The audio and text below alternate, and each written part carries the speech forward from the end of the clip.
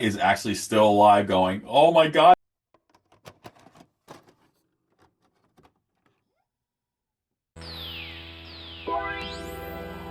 Welcome to the Video Store Geek Podcast, where your friendly neighborhood world film geek Albert Valentine talks about films made and released during the golden age of the VHS era.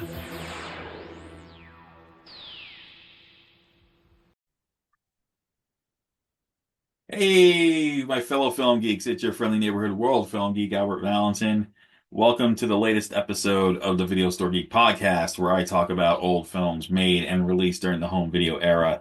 Now, before I get into the film, today is December 15th, which means tonight at 8 p.m. Eastern, 5 p.m. Pacific, go to the World Film Geek YouTube channel. We are going to have the 2025 World Film Geek Awards. Please join me, and I will be there for the live chat while you check out, see who's going to be this year's winner. So I just want to get that out of the way before we talk about today's film. And today's film is Arbor Day, a 1990 slasher comedy from the mind of Joseph Sikorski, a local Long Island filmmaker who decided to make a satire of slasher films during this time, and using a $48,000 budget and casting some local actors as well as some of his friends. They made probably one of the funniest slasher films I have seen in a long time. It's somewhat of a typical slasher plot, but there are so many friggin' hysterical twists mixed in that it has to be brought up. And I have to say a thank you here quickly. This particular film was recently given a physical media 4K Blu-ray copy edition, excuse me, for Terror Vision Records and Video. They re-released the film actually just a few months ago, after 35 years.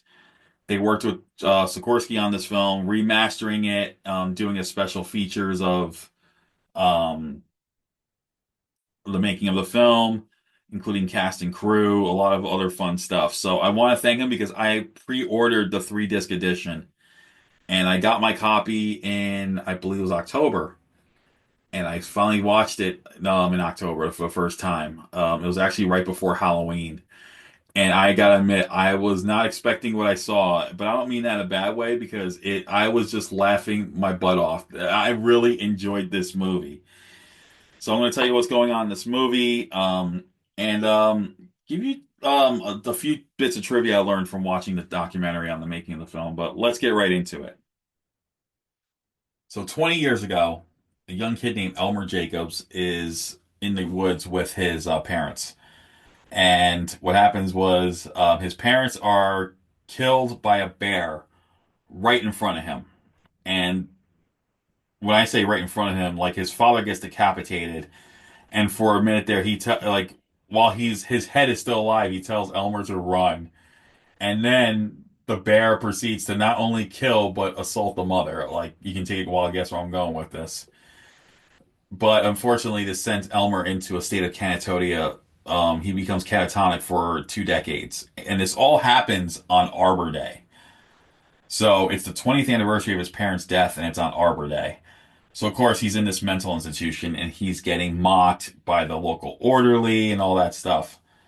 Unfortunately, that orderly made a big mistake because Elmer breaks free of his bonds, and he proceeds to kill the orderly by disemboweling him. First he strangled him somewhat, and then disembowels him. But this is where it gets funny. I am going to reveal a little bit of this quick little spoiler because this was like within the first 10 to 15 minutes of the film. But Elmer is pulling various objects out of this guy's stomach, and the guy is actually still alive, going, "Oh my God, he's taking a lot out of me." Well, one of those things include a wrapped hamburger and a New York license plate. So as soon as I saw that, I knew, oh, this is going to be a funny movie. And lo and behold, I was so right. So anyway, this group of people, they include Rachel. They're like college students mostly. They include Rachel, her friend Sarah, um, and a couple of their friends. One named Pitbull. The other one is like this druggie named trying to remember his name offhand, but Anyway, he's like a pothead, and then they have this kid named Bobby who joins them for some reason. They end up partying at this house, this abandoned house. Well, unfortunately, the abandoned house belongs to none other than Elmer Jacobs' family. So Elmer's back home, and you can take guess what happens next. He's gonna get ready to kill every single one of them for invading his territory. And of course, it being Arbor Day, he's gonna what he does is when Elmer gets out, it leads to this funny ass musical number with him.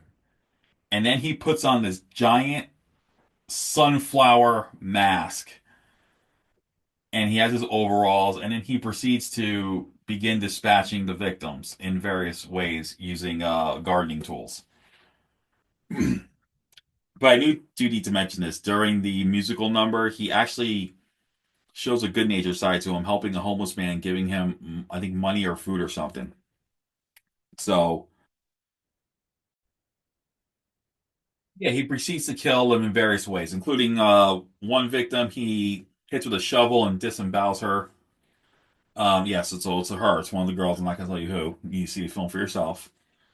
This crazy Vietnam War vet guy, this crazy war vet guy who's wearing a patch.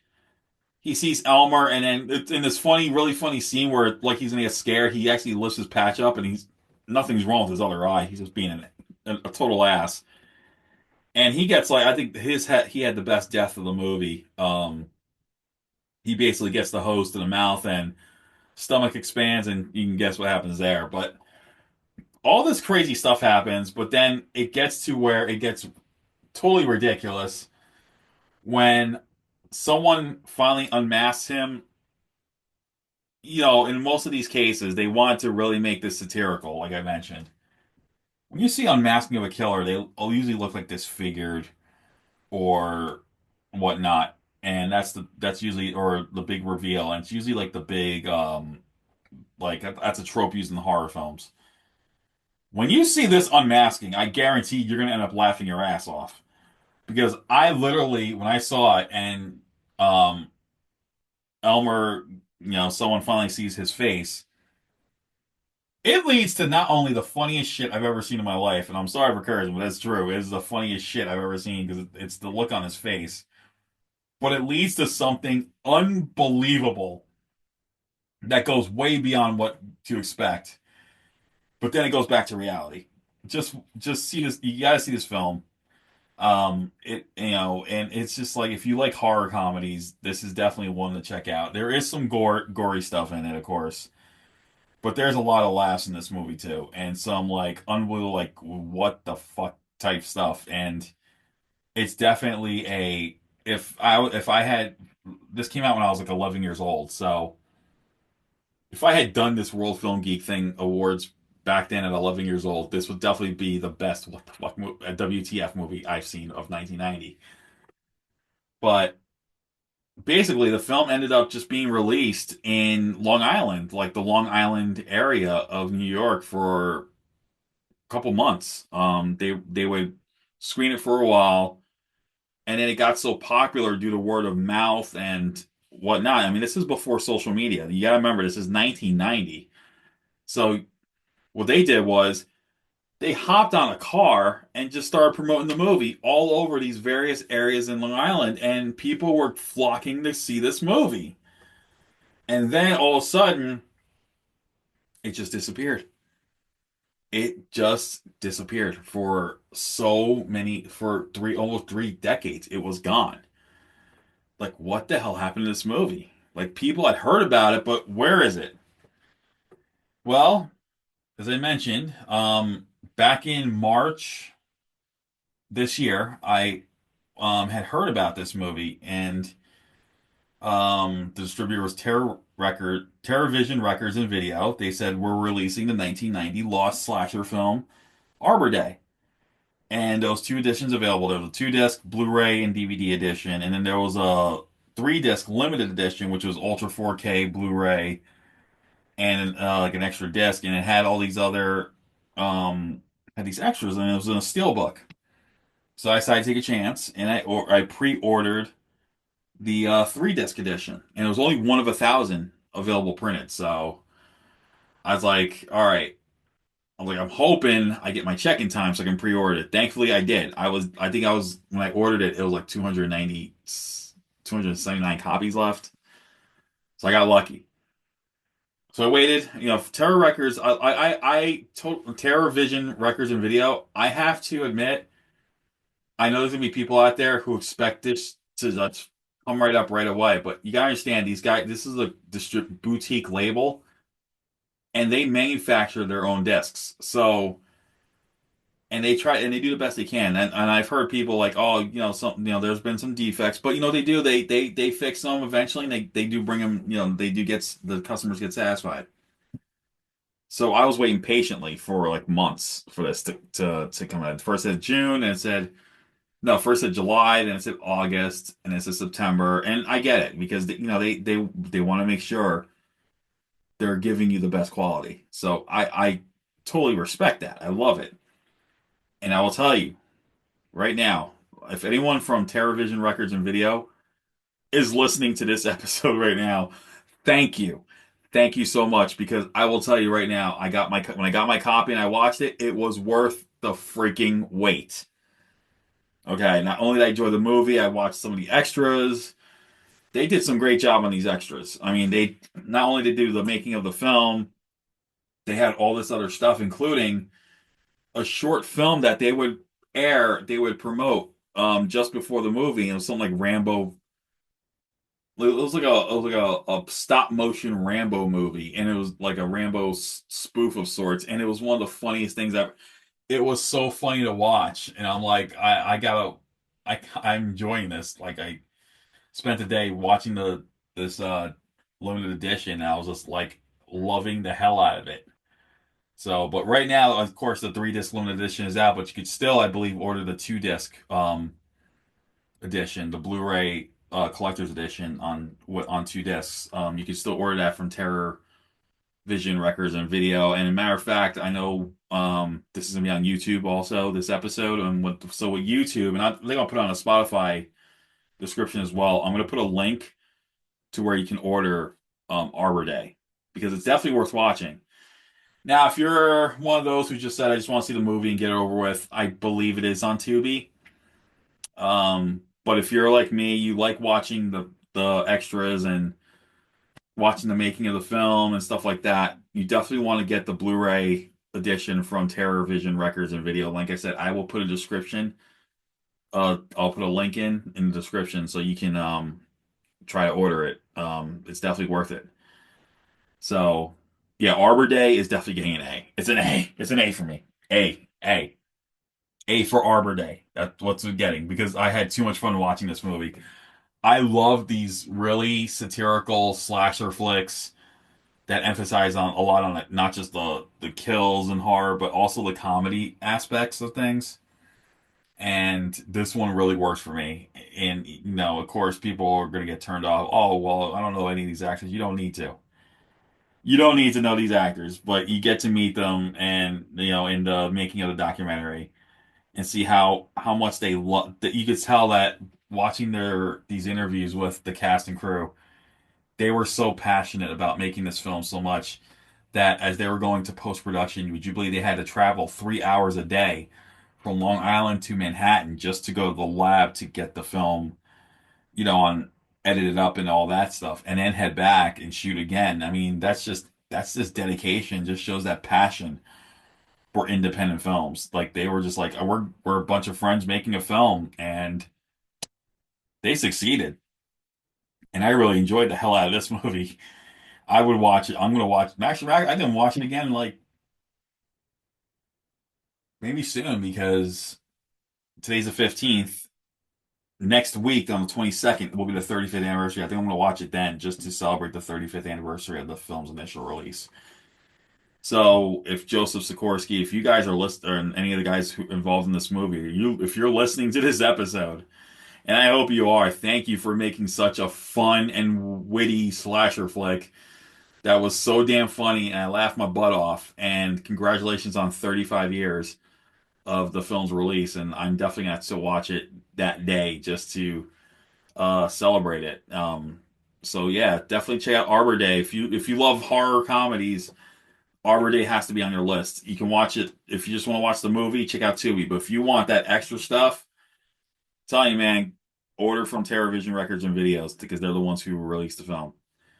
Well, that's it for this episode of the Video Store Geek Podcast. Excuse me, and that's it, man. We got one episode left for 2025.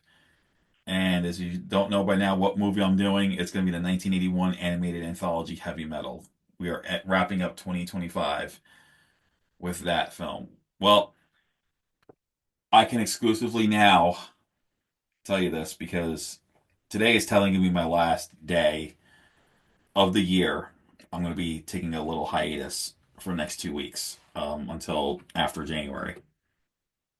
Um, Two things. So, first of all, January, February, and March, the Video Store Geek podcast is going to focus on two franchises.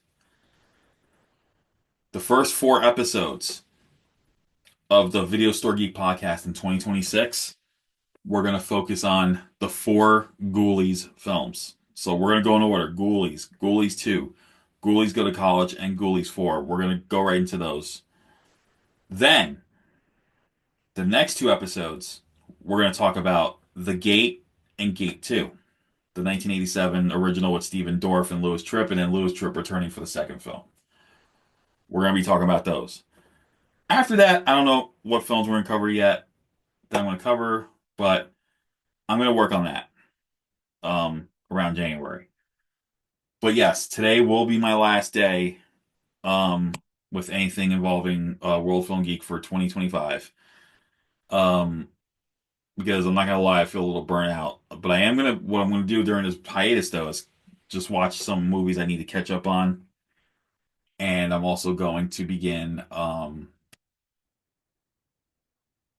so then I can get stuff ready for January and then start refreshing January. So I will be watching screeners during my hiatus, but I just won't be reviewing them yet. I will start reviewing them in January. And I want to thank you guys for the last 10 years of doing this. This has been a great 10 years. Out of all of my years of writing about film, honestly, this past decade's been the greatest because perhaps because I've been doing a lot of stuff in my own terms and getting to work with so many great people and end up making a bunch of friends in this indie film industry. And you guys mean the world to me.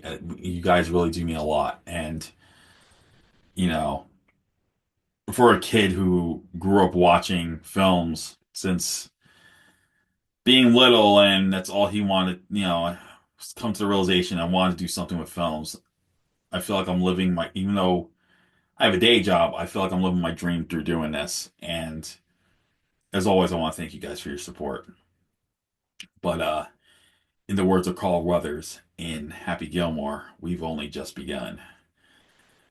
I'm planning to hopefully get some stuff accomplished in 2026 that's gonna make it more um make it rise more than ever before. But again, thank you everyone who listens to the podcast, who goes to world who does watches the interviews on YouTube, who goes to worldfilmgeek.com to see my reviews, stuff like that.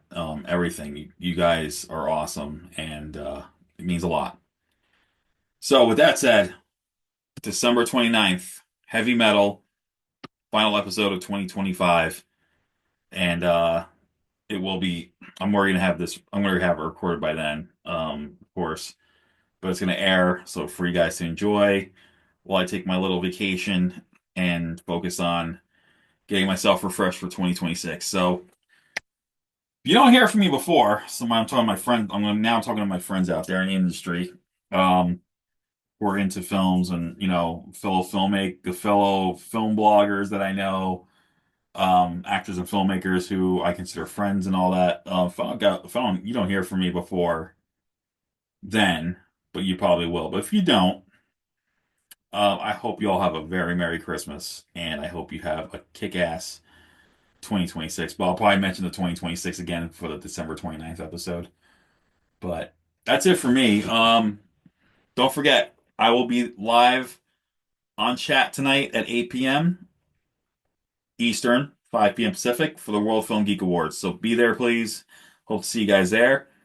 And as always, stay awesome. Thank you for listening to the Video Store Geek Podcast. Don't forget to check out worldfilmgeek.com for the latest reviews, interviews, and news in the world of indie and global cinema. And see you on the next episode of the podcast. Stay awesome, film geeks.